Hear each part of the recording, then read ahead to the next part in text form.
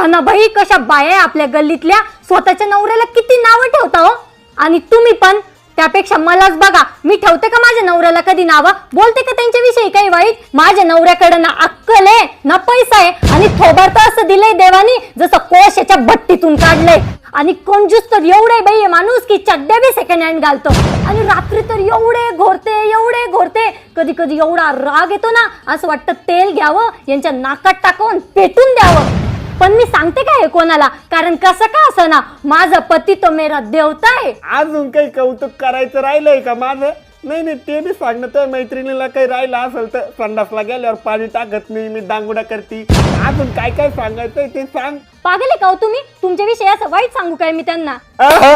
तू कुठे वाईट सांगते? तू तर कौतुकच केलं इतके वेळ. माझं चांगलं कौतुक करते तू माझं.